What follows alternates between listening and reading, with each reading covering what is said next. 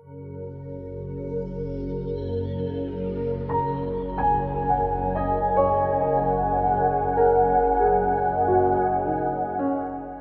Sobat ATR BPN, kita berjumpa lagi di sini di dalam kegiatan yang membahas materi-materi yang terkait dengan pertanahan.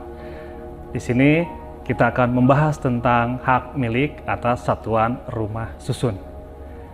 Di sebelah saya, di sini sudah hadir Pak Susianto sebagai narasumber yang akan kita dengar tentang materi-materi dan tentang hak milik atas satuan rumah susun ini, dan beliau saat ini selaku asesor Pak ya? Ya, asesor Madya di PPSDM Kementerian ATR BPN. Namun sebelumnya beliau pernah menjabat sebagai Kepala Kantor Pertanahan di Jakarta Kota Administrasi Jakarta Pusat. Di Kota Administratif Jakarta Pusat. Nah, di wilayah Jakarta Pusat tentunya banyak rumah susun dan banyak pengalaman-pengalaman beliau yang terkait dengan materi ini. Di dalam kondisi saat ini, di mana perkembangan kota semakin terus berkembang dan kebutuhan akan rumah tempat tinggal tentunya semakin tinggi. Yang biasanya rumahnya mungkin di perkotaan, kemudian mulai bergeser ke perbatasan dan berkembang terus, dan tentunya kebutuhan ini akan terus meningkat. Dan untuk mengantisipasi hal ini, salah satunya adalah dengan adanya pembangunan rumah susun, atau kita mengenalnya dengan satuan rumah susun. Nah, mengenai ini kita coba bahas materi ini. Terima kasih sebelumnya Pak atas kehadirannya, Pak Sus. Terima kasih Pak Nandang atas kesempatannya. Ya, terima kasih Pak. Yang kita akan bahas di sini, kita mulai tentang hak miliknya terlebih dahulu Pak, tentang hak milik satuan rumah susun Pak ya. Nah, kita mengenal adanya hak milik dulu. Iya. Nah, sekarang hak milik atas satuan rumah susun, perbedaannya itu apa Pak? Hak milik atas tanah itu adalah hak yang terkuat dan terpenuh atas tanah, dan dia bisa diwariskan dan seterusnya ya, dijaminkan, dilakukan peralihan hak dan sebagainya, tapi hanya sebatas hak atas tanahnya.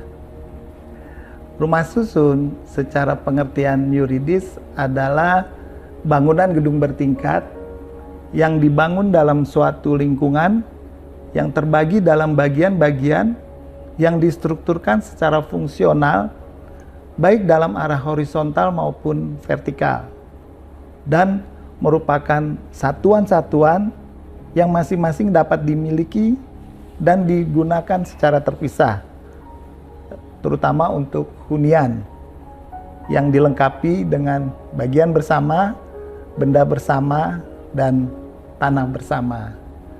Jadi tidak semua bangunan bertingkat itu rumah susun.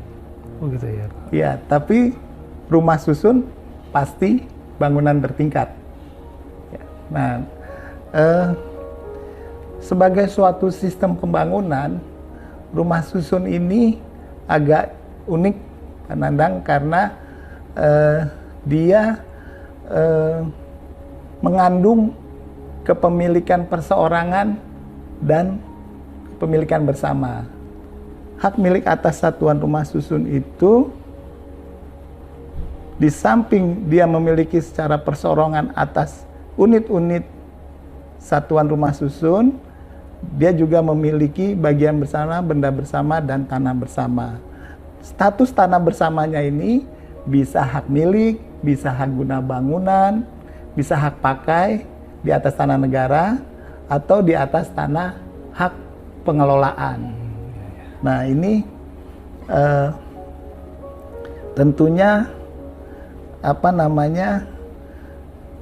subjek dari hak milik atas satuan rumah susun ini juga mengikuti subjek hak dari hak atas tanahnya.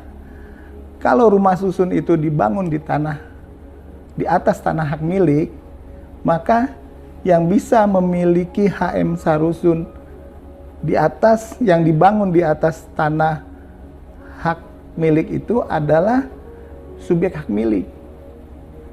Subjek hak milik kan harus warga negara Indonesia, badan hukum juga badan hukum tertentu, atau badan keagamaan gitu. Kalau rumah susun itu berdiri di atas tanah bersamanya hak guna bangunan, maka yang bisa membeli atau memiliki hak milik atas satuan rumah susun atau yang disingkat itu HM Sarusun itu adalah warga negara Indonesia atau badan hukum yang didirikan berdasarkan hukum Indonesia gitu. Sedangkan kalau hak pakai, orang asing bisa memiliki gitu ya. Jadi orang asing bisa memiliki satu unit apartemen yang rumah susunnya atau apartemennya itu dibangun di atas tanah hak pakai. Jadi sesuai begitu Pak ya? Kalau awalnya tanahnya itu adalah hak milik, ya, di atasnya berarti yang HM Sarusunnya, pemilik HM Sarusunnya harus mengikuti persyaratan subjek hak milik. Nah, kalau yang dasarnya adalah HGB, di atasnya juga yang bisa memiliki HM Sarusun itu adalah subjek hak yang memenuhi syarat untuk HGB. Untuk memegang HGB. Demikian juga untuk hak pakai. Iya. Itu Pak ya. Itu.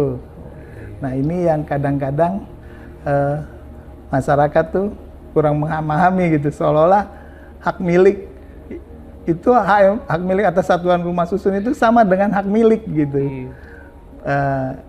Emang ini satu pengertian Pak, hak milik atas tanah dan hak milik atas satuan rumah susun. Jadi hak milik atas satuan rumah susun satu pengertian, hak milik atas tanah satu pengertian lagi. Nah ini itu bedanya di situ. Jadi bingung gitu ya. Karena kalimatnya milik ini Pak. Iya. Jadi kan kita mengenalnya secara umum itu kan hak milik gitu ya. Ini juga hak milik atas satuan rumah susun. Merasanya bahwa ini sama nih, turun-temurun terpenuh. Padahal ternyata khusus untuk hak milik satuan rumah susun itu mengikuti dengan subjek hak atas tanahnya, di mana rumah susun itu berdiri. Dan yang menjadi miliknya dia itu apa Pak?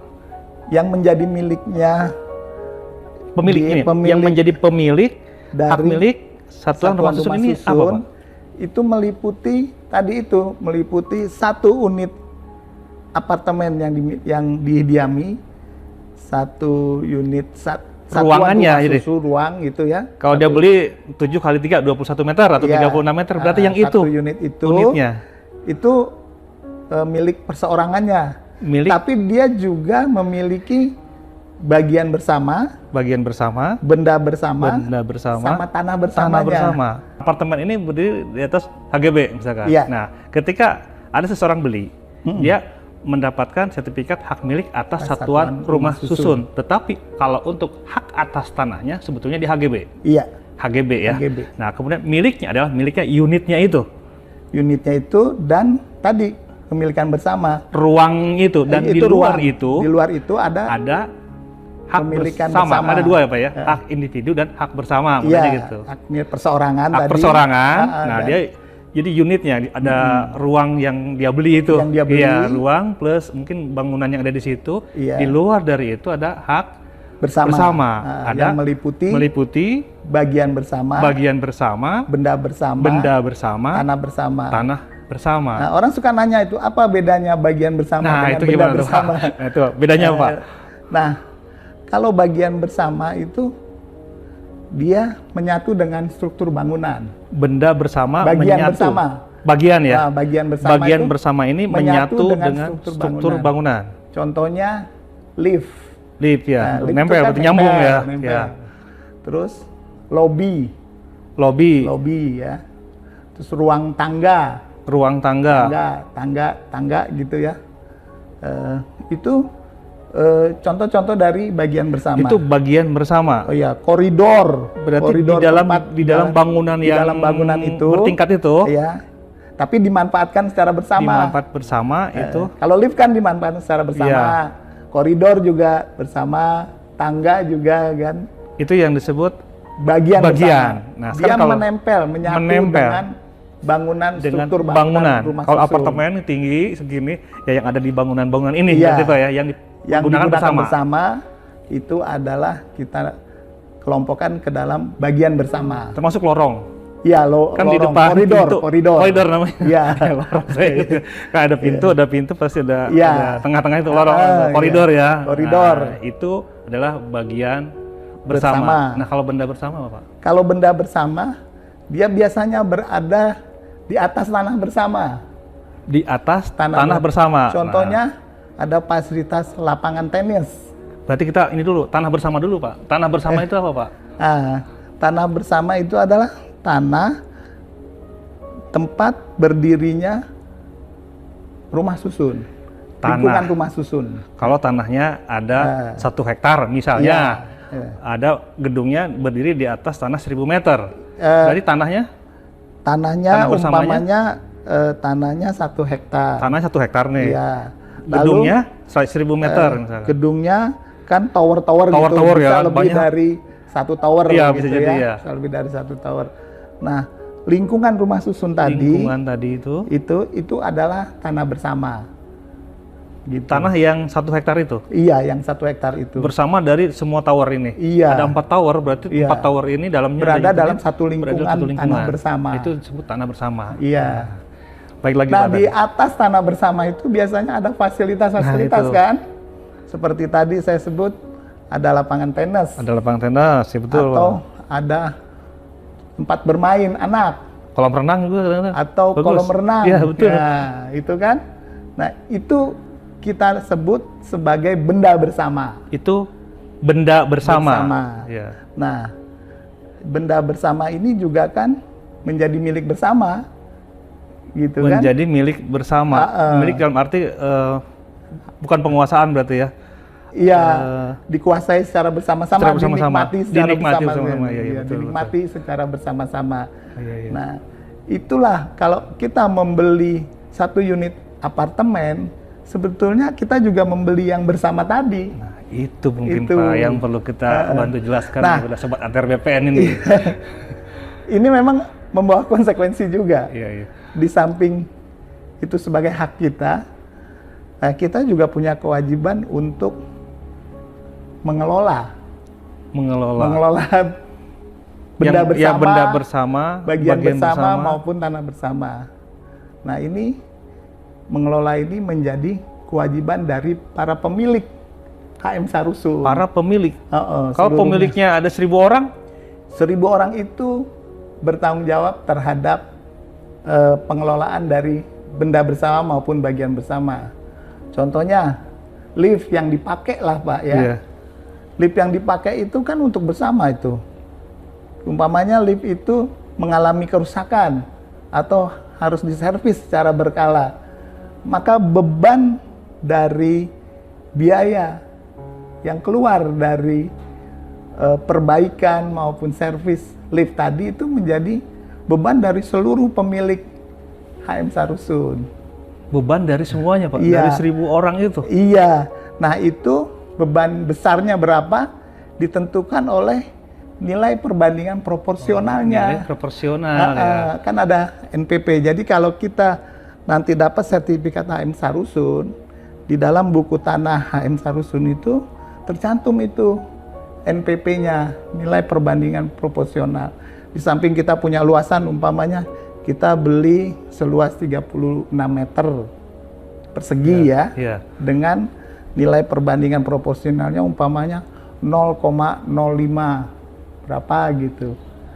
Nah, itu NPP itu adalah angka atau besaran yang dihitung berdasarkan luas unit satuan itu dibagi dengan luas total unit satuan gitu.